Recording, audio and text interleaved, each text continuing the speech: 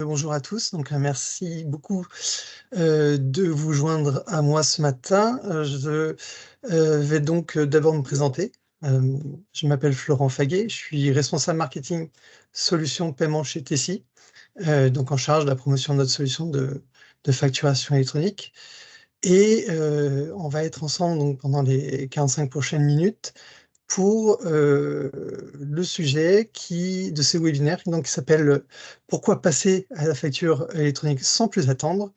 Et je vais vous proposer donc de dérouler cette présentation. Et s'il y a des questions, euh, soit on peut les garder pour la fin, soit tout simplement prenez votre micro et puis n'hésitez pas à m'interrompre et à me poser vos questions. J'y répondrai bien évidemment si j'ai les réponses. Et si je ne les ai pas, je reviendrai vers vous après le webinaire pour qu'on puisse discuter de tout ça. Euh, Aujourd'hui, j'ai un objectif, plus qu'un sommaire, c'est celui de vous convaincre qu'il y a pas de raison en fait, d'attendre pour passer à la facture électronique. J'espère qu'à l'issue de cette session, on aura l'occasion donc d'avoir des convaincus dans l'Assemblée, parmi ceux qui auraient été un peu plus sceptiques. Donc je vais commencer notre session par un bref rappel en fait, du contexte actuel, notamment celui qui est à l'origine du sujet de ce webinaire, en parlant un petit peu du report. En effet, pourquoi? Parce qu'il y a un peu moins de 8 mois, l'ensemble des entreprises, je le rappelle en France, se préparaient à devoir passer à la facture électronique, du moins en réception, au 1er juillet 2024. Or, aux surprises, fin juillet, la DGFiP annonce de manière plutôt discrète et juste avant les vacances d'été un report. Et là, sans donner de nouveau calendrier, ni d'intention vis-à-vis de nouvelles échéances. Puis ensuite, arrive mi-septembre, on a une consultation de la communauté de relais dont Tessie fait partie, où la DGFiP nous clarifie un peu les raisons de ce report et un peu plus les intentions en termes d'échéance. Alors tout d'abord, côté raison, pour ceux qui ne savent pas, il y a le sujet notamment de la conception du PPF, qui est beaucoup plus complexe que prévu, avec beaucoup de retard. Ensuite, il y a la notion de report qui vient en fait en réponse à une demande des entreprises qui, pour une partie, notamment côté TPE-PME, ne sont pas du tout prêtes. Et finalement, la DGFiP voit ce report comme un mal nécessaire pour garantir la réussite du passage à la facture électronique, pour que en fait l'ensemble des acteurs soient prêts. Lors de cette séance, la DGFiP a aussi donné ce que j'appellerais des intentions de reporter de manière conséquente. Là, on savait que ça allait être un peu plus de quelques mois, mais on n'avait pas de calendrier officiel. Et c'est récemment qu'on a donc le nouveau calendrier qui a enfin été voté à l'Assemblée, via un amendement de la première partie du projet de loi de finances pour 2024. Et si on fait la synthèse, en fait, de ce qui est spécifié dans le projet de loi et les précisions qui sont apportées par ailleurs par la DGFiP, alors on arrive aux jalons qui est sur la slide, qui sont des jalons avant des déploiements de la réforme, et un nouveau calendrier. Alors, côté jalon, il y a tout d'abord quelques semaines, si vous avez été un peu attentif, il y a la DGFiP qui a publié une liste officielle des candidats à l'immatriculation PDP. Donc là, on n'est pas sur une liste officielle de candidats immatriculés, mais sur une liste officielle de candidats, donc ceux issus de la candidature de mai-juin. Et on espère donc que cette liste elle puisse être accompagnée ou suivie dans quelques mois, que ce soit fin S1 ou début S2, d'une publication d'une liste où il y aurait les candidats qui auraient reçu une immatriculation temporaire. Alors, pourquoi temporaire? Je le rappelle rapidement, c'est qu'il s'agit d'une immatriculation temporaire d'1 an, pendant cette période avant déploiement, qui est une période en fait au cours de laquelle, en tant que PDP temporaire, on devra attester à la DGFiP de la réussite d'un audit afin d'obtenir une immatriculation qui sera ce coup-ci plutôt ferme, mais pour une durée de 3 ans et qui sera ensuite renouvelable. En S2 2024 est prévue donc la fin de la mise en œuvre du PPF avec une conception qui est donc toujours en cours. Et fin 2024, début 2025, il y aura notamment une réouverture des candidatures pour les entreprises et entre guillemets les aspirants PDP qui souhaiteraient participer à la phase pilote. Donc cette réouverture côté phase pilote, pourquoi je parle de réouverture? Parce qu'en fait, comme il y a eu tout ce décalage avec ce report, la phase de candidature qu'il y a eu l'an dernier, et dont on a fait partie, en fait, elle a été repoussée, et donc tout le monde va devoir de nouveau soumettre son dossier. Ceux qui ont fait partie de cette première vague, ainsi que ceux qui viendraient se greffer à cette réouverture. Donc maigre consolation quand même pour on va dire les candidats de la première vague.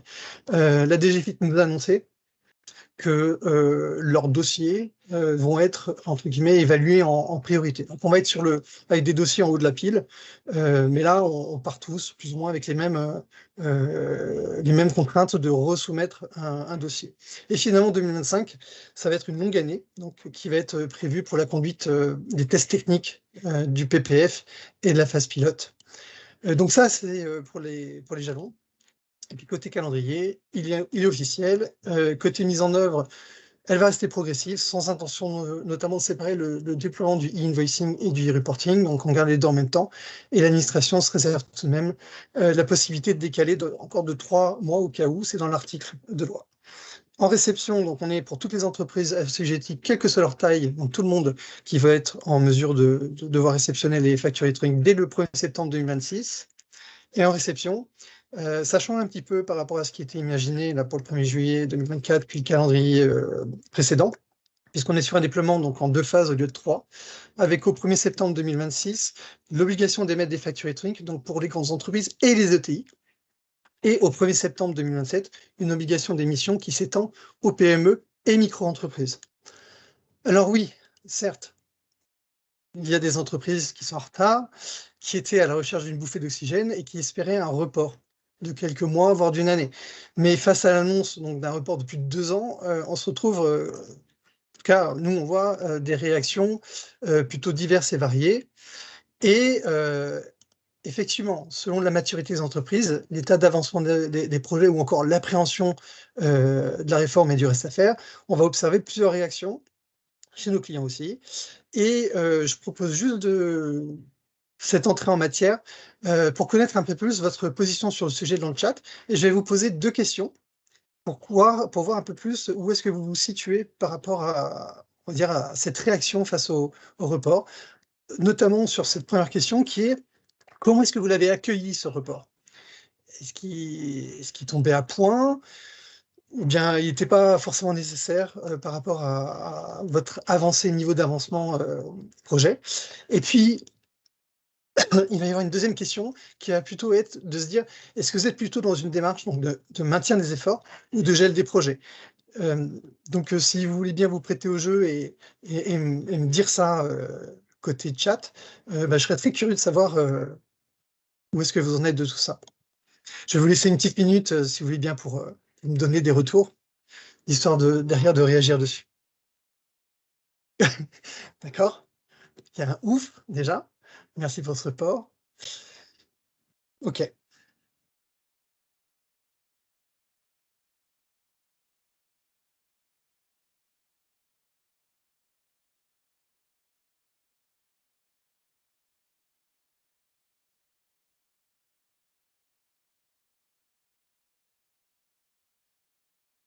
C'est intéressant.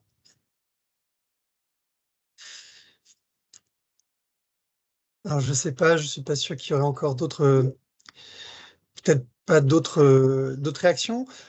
Néanmoins, c'est assez intéressant parce que, par rapport à une autre session que j'ai fait l'an dernier, qui intervenait plutôt à la mi-septembre, on était plutôt, avec des réactions qui étaient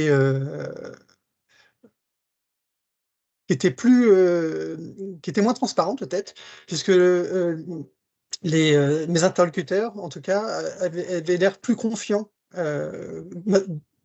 Enfin, à partir du moment où ils savaient qu'il y avait ce report, c'était plus facile pour eux que finalement ça passait, plutôt que de dire ouf, merci le report.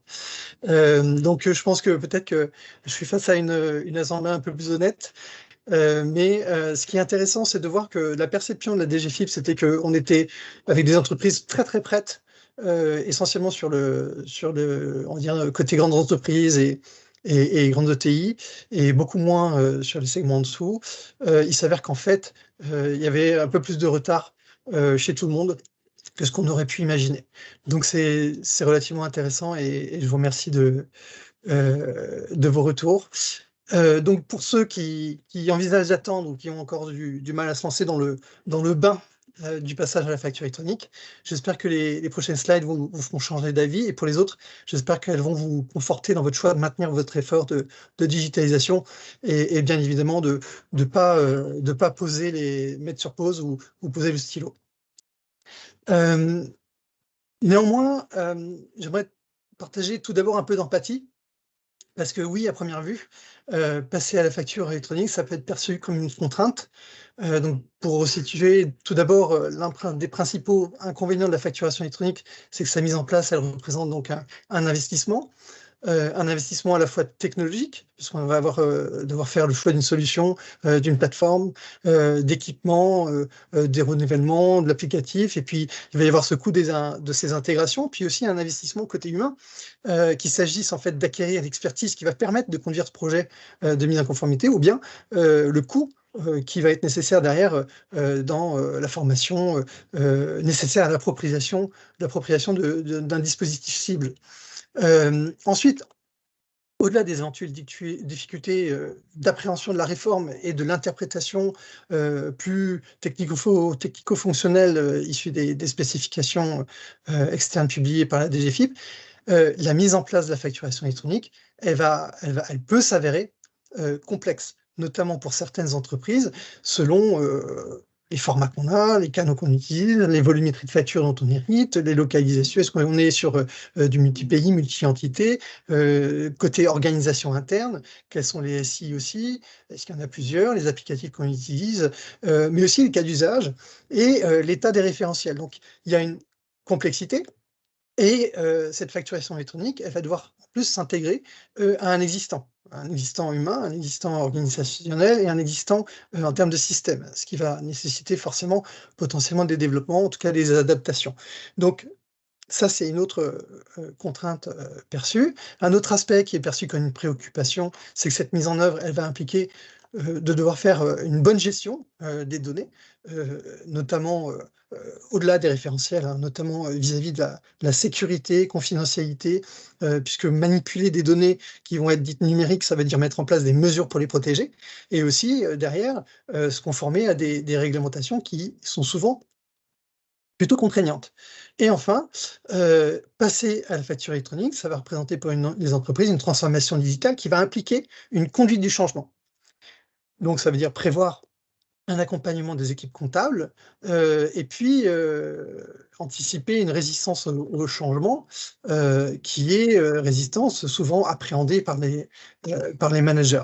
C'est pourtant une transition qui est nécessaire pour que les individus puissent s'approprier les nouveaux outils et les dispositifs cibles dans les meilleures conditions possibles. Donc on a, on va dire, cette frilosité qu'on peut comprendre, mais il va falloir la dépasser, parce que la réforme, elle va de toute façon être appliquée.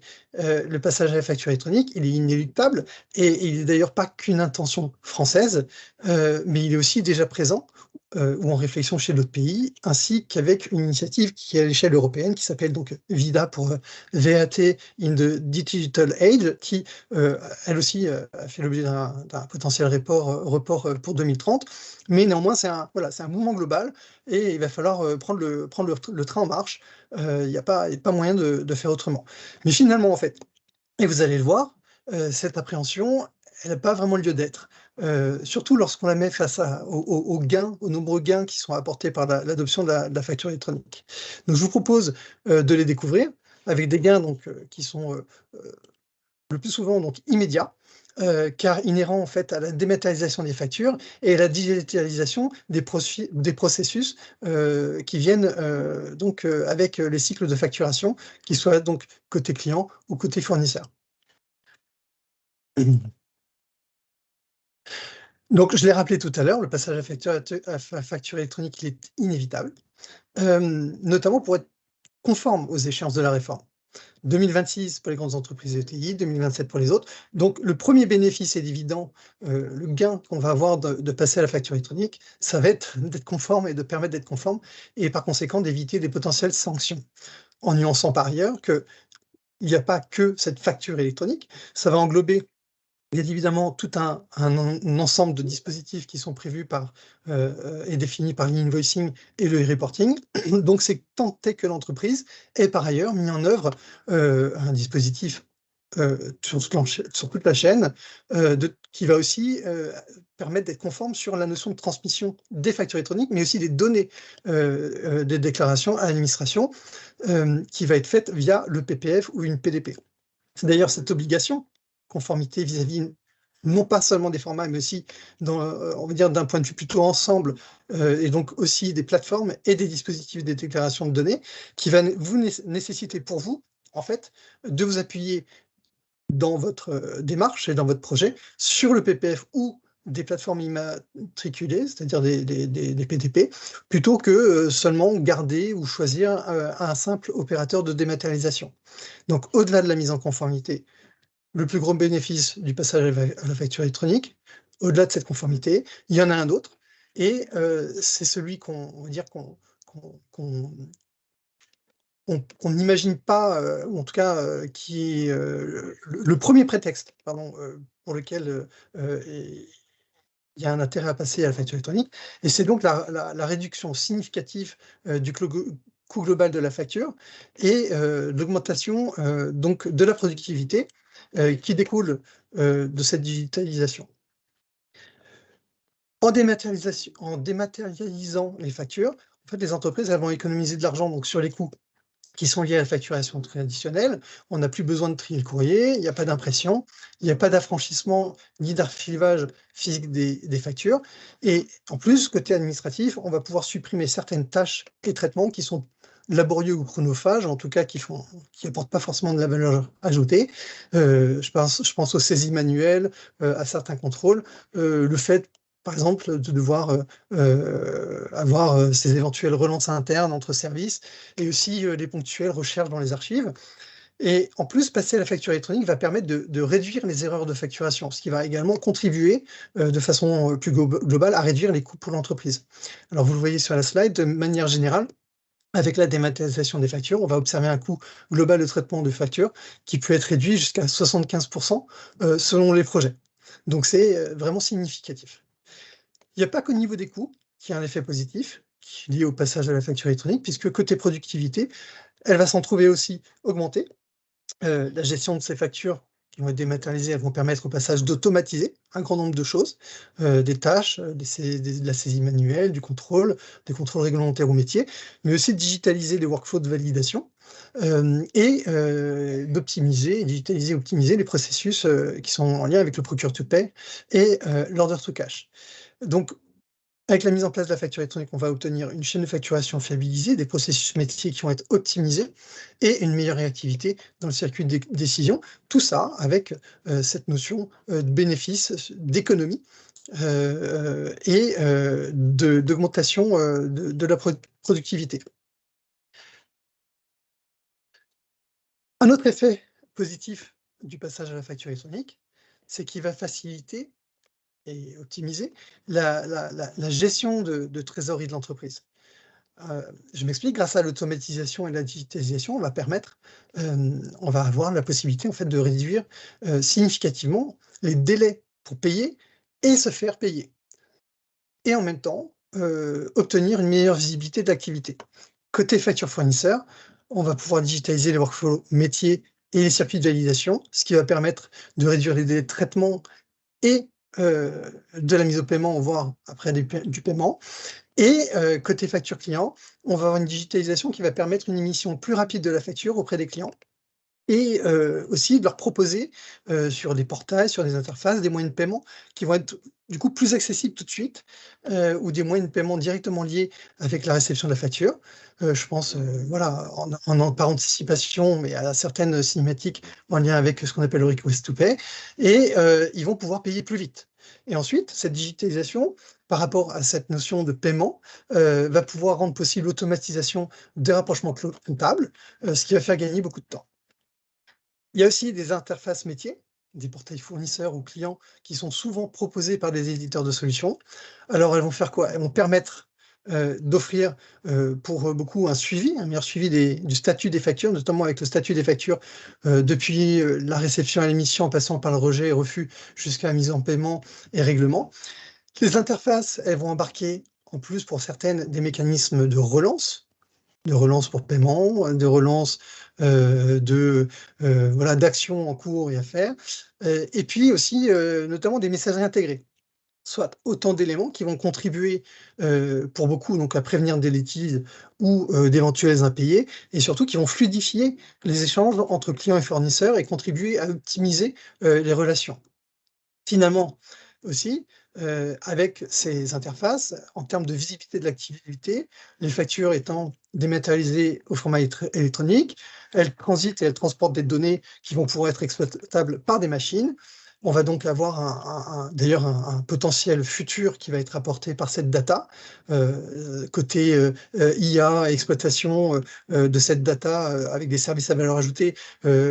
Ça reste encore à faire au niveau, c'est encore en cours et en transformation, sur le marché, par rapport aux offreurs de services. Mais en tout cas, les factures et leurs données, elles sont consultables, au travers donc de ces interfaces, que j'évoquais tout à l'heure.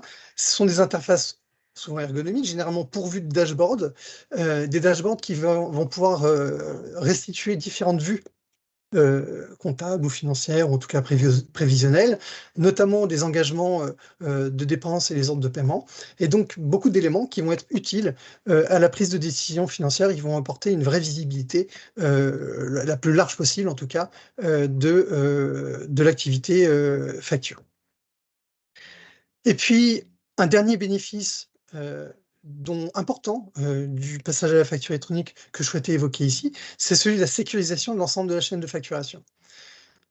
En fait, les systèmes de validation et les contrôles automatisés qu'on va pouvoir mettre en place, ils vont vous garantir la fiabilité et l'authenticité de la facture électronique, et donc ces données, mais ils vont pouvoir, selon ce qu'on met en place, venir aider à lutter contre les tentatives de fraude. Notamment, je pensais à celles aux faux fournisseurs, avec par exemple, des contrôles de cohérence, notamment à la suite d'un changement de RIB, mais certaines pièces aussi, quand on a, des contrôles documentaires, des pièces qui sont données par des fournisseurs à l'onboarding. On peut avoir un certain nombre de mécanismes de prévention qui vont, venir apporter une valeur ajoutée à l'ensemble. Il y a la dématérialisation des factures aussi, elle va permettre également d'identifier et d'éviter des sources d'erreurs qui auraient pu être liées à l'intervention humaine, comme, la perte ou la dégradation de documents, comme c'était le cas auparavant. Et l'automatisation des opérations, elle va sécuriser et fiabiliser donc les processus. Ça va varier d'un opérateur à l'autre, bien évidemment, selon le sérieux de l'opérateur ou les contraintes, en termes sécuritaires auxquels il se heurte. Mais en règle générale, les données, elles vont être cryptées, elles vont transiter sur des plateformes qui sont certifiées et conçues pour sécuriser le processus, donc de bout en bout. Les factures électroniques, elles vont être, horodatées et signées, elles vont être en conformité, du règlement, eIDAS et archivées pour, une durée qui est, définie par la réglementation locale. Bon, on est en France, mais ça vaut pour aussi les prestations qui sont faites, dans d'autres pays et sous la norme ISO 27001, en tout cas chez Tessie. Donc là, on a vu, il y avait un certain nombre de bénéfices, ou plutôt, plusieurs bénéfices évidents, qui sont issus, et qui apportent, des gains immédiats. Moi, ce que j'aimerais aussi vous rappeler, c'est, pourquoi est-ce qu'il ne faut pas attendre, en fait? Ou en tout cas, pourquoi il n'est pas nécessaire d'attendre? Pourquoi ne pas attendre les échéances? Alors tout d'abord, parce que le passage à la facture électronique, il représente bien plus qu'un simple raccordement technique à une plateforme. Si vous ne l'aviez pas compris, mais je pense que pour beaucoup, c'est le cas, c'est un projet plutôt transverse et complexe qui va révéler en fait plusieurs dimensions. Il y a une dimension technique, les process, ça c'est bien évident, mais il y a aussi une dimension organisationnelle et une dimension humaine. C'est un projet qui va apporter généralement de nombreux challenges et un certain nombre de chantiers, des chantiers que je vais petit à petit apporter de nouveau à votre attention. Alors tout d'abord, il faut se mettre donc en mode projet. Ça va vous permettre de légitimiser le projet en interne, sécuriser un sponsor et gagner en efficacité opérationnelle. Comme pour tout projet, il va falloir d'abord désigner donc, le leader projet, former une équipe transverse avec les utilisateurs clés, et puis mettre en place une gouvernance. La bonne conduite du projet, elle vous demandez en fait d'être conscient quant à votre capacité de réalisation interne et le fait aussi de pouvoir et de demander à être accompagné si c'est nécessaire. Ensuite, et c'est probablement l'étape la plus importante, il faut réaliser un état des lieux vraiment complet, global, c'est-à-dire un recensement du paysage à la fois humain et applicatif qui va être en lien avec la chaîne de facturation. Je vous conseille vraiment d'y passer le temps nécessaire. On a le temps maintenant, il y a un report. C'est important de bien faire le tour de tout votre existant. Pourquoi? Parce que sinon, on risque de passer à côté de certains éléments qui auraient mérité d'être plus optimisés ou qui même pourraient être à l'origine de difficultés ultérieures. Une fois l'état des lieux effectué, c'est important de bien analyser tous les processus, flux et workflows qui sont en lien avec la facturation chez vous, pour cerner qui sont justement ceux à supprimer, ceux qui sont à optimiser et ceux qui sont à automatiser. Cette étape, elle va en plus vous permettre d'échanger avec les équipes directement impactées et identifier d'éventuelles interdépendances, qu'elles soient applicatives et humaines. C'est une étape donc qui va aider à une future conduite du changement. Un autre chantier important pour maximiser la réussite de votre projet, c'est bien évidemment d'obtenir l'adhésion des parties prenantes. Ça sert à rien d'être trop dans un tunnel, il faut lever un petit peu la tête du guidon et regarder autour de soi quelles sont les parties prenantes auprès desquelles voilà, on a besoin d'avoir une forme de préparation, en tout cas d'adhésion. Pour ça, il faut prévoir une communication plutôt réfléchie. Quand je parle des parties prenantes, il ne faut pas penser qu'aux équipes internes, mais aussi penser aux fournisseurs et aux clients. Et il ne faut pas oublier non plus les tiers, tels que aux prestataires, que ce soit du conseil, de la SS2I ou des éditeurs de logiciels qui sont plus spécifiques à vos secteurs ou proches de tout ce qui est supply et procurement. Parce que tous ceux-là sont parfois en adhérence avec la facturation. Et ce que vous allez faire, ce que vous allez mettre en place, va potentiellement avoir un impact où vous allez vous retrouver à vous rendre compte qu'il y a un besoin d'adaptation chez eux. En s'y prenant bien, vous verrez des bénéfices. En interne, vous allez avoir des employés qui vont se sentir plus impliqués dans le projet, ce qui va aider à surmonter des éventuelles difficultés ou leur future peur du changement. Communiquer auprès de vos clients, ça va leur donner le temps de réagir et d'échanger avec vous pour sécuriser la réception des factures et donc maximiser vos chances d'être payé. Et ça, c'est, je pense, ce qui est le plus important. Et puis, un dernier exemple, par exemple, prévenir à l'avance vos fournisseurs, ça va leur permettre à eux de s'adapter à votre nouveau dispositif pour s'assurer que vous recevrez bien leurs factures, ce qui est aussi extrêmement important. Autre exercice important et nécessaire, c'est de bien formuler vos besoins, ce qui permet bien évidemment de mieux appréhender après le choix du dispositif cible et de vos partenaires. Le cadrage, il va déboucher le plus souvent sur la rédaction d'un cahier des charges. Alors, document pas obligatoire, mais qui a le mérite quand même d'exposer les choses de façon, enfin, les besoins, ou en tout cas les exigences, de manière détaillée à la fois en interne et aussi auprès des opérateurs du marché si besoin. Et enfin, une fois que vous avez fait tout ça, vous serez prêt à choisir la solution et la plateforme qui convient ou qui conviennent. On peut au préalable réaliser bien évidemment une étude de marché, se faire accompagner, lancer une consultation. Dans tous les cas, ce que je vous conseille, c'est de toute façon de vous renseigner, de rencontrer les secteurs avec qui vous envisagez de travailler pour mieux appréhender ce qu'ils proposent et leurs propositions de valeur. On ne propose pas tous la même chose, on ne fait pas tous les mêmes prestations sur les mêmes périmètres avec la même expertise. Donc vous l'aurez compris, passer à la facture électronique, c'est pas un simple raccordement technique. Si vous en doutiez, on n'appuie pas sur un bouton bascule et hop, par magie, c'est fait. Et c'est là où je voulais en venir quand je vous disais qu'il ne faut pas attendre. Il faut en compter en moyenne entre 6 à 8 mois pour la réalisation d'un projet de A à Z, puisque ça va inclure notamment cette dimension préparatoire et de préparation à la mise en conformité, qui est une dimension très chronophage, en tout cas selon les sociétés et l'état des lieux. Moins pour certaines entreprises, mais attention, beaucoup plus pour certains grands groupes ou certaines multi-entités avec des cas d'usage un peu compliqués. Alors vous me direz, ça tombe bien, donc on a plus de 6 mois, on a plus que 6 à 8 mois avec les 2 ans de report. Mais justement, donc c'est top. Mais voilà, si en plus de le faire, et vous voulez prendre le temps de bien le faire, notamment pour maximiser les choses, on a du temps, mais si on se réveille trop tard, il pourrait vous en manquer. Hem, Juste pour donc passer à la slide suivante, vous l'aurez compris, donc chez Tessie, on pense que poser le stylo, c'est donc pas une très bonne idée. Je vais vous donner plusieurs autres raisons que celles identifiées sur la slide précédente. Il faut comprendre qu'en gelant vos efforts aujourd'hui ou en ne partant pas sur le passage à la facture électronique, on va dire aujourd'hui ou bien avant, et si vous souhaitez relancer les projets un peu tardivement en 2025-2026, vous allez vous créer des risques, ou vous risquez de les générer. Tout d'abord, il y a celui d'une démobilisation des équipes.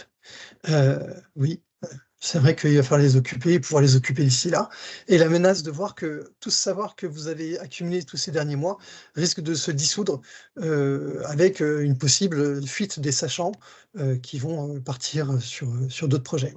Vous risquez aussi une potentielle perte de ligne budgétaire avec des financements qui au départ étaient liés à la réalisation du projet facture et mise en conformité qui vont potentiellement être alloués ailleurs. Il y a des risques immédiats, oui. Il y a aussi le risque de se trouver au second semestre 2025 avec de nouveau cet effet goulet d'étranglement qui est d'arriver parce que tout le monde va se réveiller, ou en tout cas une grosse partie des gens risquent de se réveiller un petit peu tard. Donc vous aurez la pression du temps. Et ça, les projets prennent du temps, on l'a vu précédemment.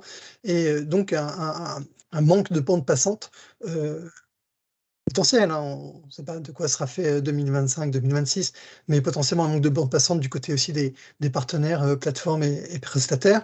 Autre risque aussi que vous êtes, pour lequel vous n'êtes pas à l'abri, c'est de vous heurter ou de voir en fait face à une montée de version last minute de vos applicatifs. Alors je parle aussi notamment des autres applicatifs, puisque la technologie évoluant rapidement, si vous vous retrouvez en plus à gérer en parallèle de votre projet facture ces montées de version last minute, ça va faire beaucoup. Donc il vaut mieux un petit peu anticiper. Et vous aurez aussi bien moins de temps si vous vous prenez au dernier moment pour bien tester, mettre en place les procédures qui conviennent. Et donc vous risquez de vous retrouver face à des incidents qui ne seraient pas anticipés.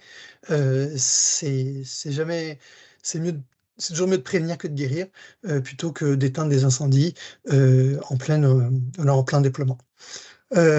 Tout ça accroît le risque de recevoir des sanctions à la suite de bascules. Pour rappel, on est sur du 15 € par facture erronée ou non conforme. Tout ça plafonné à 15 000 €. Mais du coup, si on a un peu de volume côté facture, on peut y arriver de façon très rapidement. Au-delà donc de ces risques, ça c'est j'alterne entre le bâton et la carotte, entre le bâton et la récompense. Donc, au-delà de ces menaces, il faut voir ça surtout sur un délai qui va créer des opportunités. Alors, par exemple, selon l'état d'avancement de son projet dans lequel on se situe, le délai il va permettre de rattraper son retard, ou on peut en profiter pour faire mieux, notamment dans la validation des prérequis. C'est une étape, cette validation, qui va vraiment conditionner la réussite du projet. Donc on a parlé, il y a la cartographie précise des SI, il y a l'évaluation de l'état des systèmes directement sollicités par la chaîne de facturation, ou même ceux qui ont des fonctions plus satellites, mais surtout c'est bien de pouvoir prendre le temps nécessaire pour s'assurer de la bonne qualité des données qui sont issues de vos référentiels, que ce soit client, fournisseur ou article. Et aussi, pourquoi pas, dans cette préparation, de bien prendre le temps pour appréhender vos process et bonnes pratiques. D'autant plus que lorsqu'on hérite d'usages non standards, par exemple facture d'acompte ou tiers payeur et facteur, on va avoir souvent des impacts sur les modèles modèle de facture. Donc là où les projets étaient, il y a encore quelques mois, sous la pression d'une deadline assez proche, vous avez aujourd'hui l'opportunité de préparer votre mise en conformité dans les meilleures conditions possibles. Donc, on ne va pas laisser passer cette chance, il faut en profiter. Et donc, on peut décider, notamment, il y en a certains qui le font, de revoir un peu sa feuille de route et se dire que comme on a plus de temps, on va décider d'élargir le périmètre du projet et y inclure en fait des sujets finances qui vont être un peu plus larges que celui de seulement de la facturation, de la chaîne de facturation avec la facturation électronique. Donc oui, on est sur, pourquoi ne pas attendre et passer à la facture électronique, mais on peut aussi décider d'accélérer sa roadmap, en allant, élargir tout ça, à des périmètres de services et de mise en œuvre plus larges. Donc ça, c'est, on va dire, une idée ou une opportunité. Autre chose sinon, la mise le passage à la facture électronique, donc il reste inéluctable et j'en parlais tout à l'heure, on va avoir de plus en plus de pays qui adoptent donc de nouveaux dispositifs, qui vont, derrière être sur un contrôle continu des transactions, le CTC. On a la Pologne, l'Espagne, l'Allemagne, la Belgique. On a donc, côté invoicing et reporting, une dimension européenne. Par conséquent, on peut voir comme ce report, comme une raison de se dire: «Bah, tiens, je vais avancer par ailleurs, du côté des autres pays». Alors ça va concerner, essentiellement des entités ou des sociétés en tout cas, qui ont des velléités à devoir, avoir une adaptation aussi, au sein d'autres pays. Mais en tout cas, on peut, imaginer que c'est une bonne idée de se dire: «Bah, tiens, il y a un report français, mais allons-y, pourquoi pas le faire sur les autres pays en parallèle?» Et puis finalement, une autre raison de ne pas poser le stylo, c'est qu'au-delà de cet aspect, on va dire légal et obligatoire, donc je vais l'appeler contrainte, de la réforme. Hem, donc encore une fois, comme je vous l'ai dit, c'est surtout, on a une forme de gain immédiat, avec les gains, que j'évoquais tout à l'heure. Donc, on peut en plus, par rapport à cette, on va dire, opportunité de délai, se dire que ça va être une opportunité, une possibilité de mieux tester ou de tester en avance de phase et même, pourquoi pas s'organiser pour participer à la phase pilote, notamment pour appréhender la gestion des cas d'usage et rejets, que vous avez tous, en commun ou pour certains de façon spécifique. Si c'est le cas, bah, n'hésitez pas à vous rapprocher de nous, pour voir si c'est quelque chose qui vous intéresse, voir comment est-ce qu'on peut s'organiser pour vous ajouter. On a la possibilité d'ajouter, on va dire des team members, donc des candidats, en tout cas, des, membres à l'équipe pilote, candidate. Donc n'hésitez pas à vous rapprocher de nous et surtout donc démarrer en avance de phase, c'est l'opportunité, le jour J, hein, d'accéder à une bascule qui va être facilitée, pour que derrière, il n'y ait plus qu'à resetter, appuyer sur le bouton, bascule. Là, pour le coup, si on a fait le travail avant, c'est plus facile et donc avec un risque minimisé de voir, apparaître les mauvaises surprises. Donc là, à ce stade-là, j'espère vous avoir convaincu, que c'était important de maintenir vos efforts, pour pouvoir notamment, démarrer en avance de phase. Et je vous propose de voir un petit peu, rapidement comment ça se traduit plus concrètement chez nous, chez Tessie, notamment en vous parlant un petit peu de notre solution, donc, Digital Invoice by Tessie.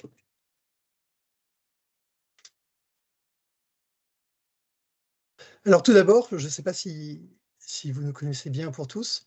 Donc Tessie, nous, on est un acteur, français, un groupe français, expert, enfin, acteur majeur en fait européen, de ce qu'on appelle l'externalisation de services, le BPS, et donc avec une grande activité, facture électronique. Et donc on est assez actif, et reconnu sur le marché avec donc une adhésion, en tant que membre du FNFEMPE. On est aussi membre de la fédération des tiers, des tiers de confiance numérique. Et puis, membre de la communauté de relais de la DGFiP. On participe bien évidemment aux ateliers de la DGFiP et puis on a, une candidature donc, déposée, pour la phase pilote, avec des clients, dans le compte et une candidature, déposée, en vue d'être immatriculé partenaire, plateforme partenaire de dématérialisation. Et pour ça, on est bien évidemment, accompagné par notamment une société experte dans la certification de ces domaines-là. Et on a une équipe dédiée à la bonne immatriculation de PDP de la société. Je voulais, à ce stade-là, faire un petit rappel. Juste un petit rappel parce que il y a quelques semaines, on a eu effectivement cette publication de liste officielle des candidats à l'immatriculation en PDP. Alors attention, il y avait eu aussi cet amalgame il y a quelques mois quand il y avait eu une forme de retour de la DGFiP sur la qualité, ou en tout cas la mention relative au dépôt de candidature à la phase pilote. À ce jour, personne en fait n'est immatriculé. Il n'y a pas eu d'immatriculation qui a été délivrée et à ce jour, il n'y a aucun acteur retenu pour la phase pilote. C'est important de le notifier parce qu'on a vu pas mal d'interlocuteurs ou clients ou entreprises qui étaient un petit peu confus par l'amalgame qui pouvait être fait par certaines communications de certains acteurs qui ont eu tendance à jouer un petit peu sur les mots. En tout cas, un peu on va dire gourmands dans leur communication.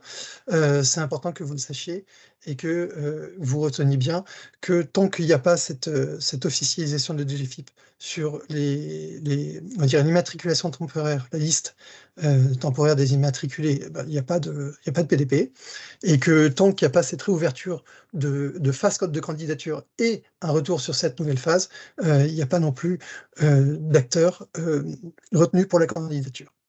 Pour la phase pilote, pardon. Je vais y arriver. Je vais vous parler un petit peu donc de notre solution Digital Invoice by Tessie, qui est une solution qui va vous permettre donc de dématérialiser vos factures et apporter une digitalisation des processus côté fournisseur et des processus côté client, avec une gestion donc multicanal de la facturation, avec un certain nombre de services qui sont liés avec côté procure to pay et order to cash, en lien avec la mise à jour des référentiels. Quels qu'ils soient, hein, fournisseur, client, commande, réception, article.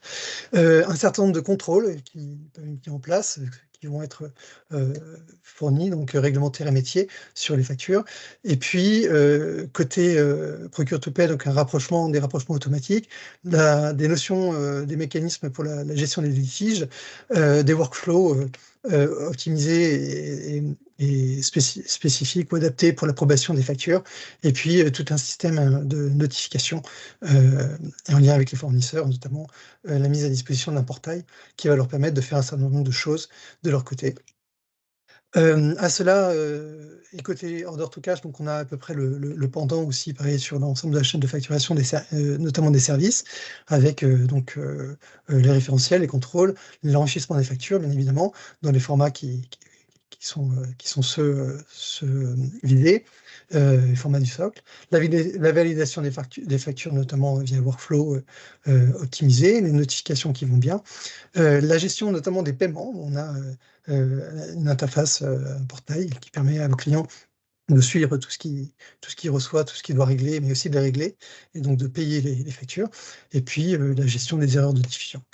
Il y a des services complémentaires qui sont propres à notre activité côté Tessie, et que vous verrez pas forcément chez les autres acteurs, qui sont des services complémentaires, qui sont notamment de mettre de valoriser et de mettre en œuvre, de mettre à disposition tout ce qui est force liée à nos activités de centre, de relations clients ou autres, qui permettent de vous proposer donc des campagnes de rémédiation, de gestion du KYS, c'est le Know Your Supplier, aussi de Data Quality Management. Et puis côté Order to Cash, côté facture client, on a pareil des prestations et des capacités de travailler sur la data quality de vos référentiels, mais aussi de vous proposer du recouvrement à l'amiable, mais aussi des services d'encaissement, de lettrage et d'éditing.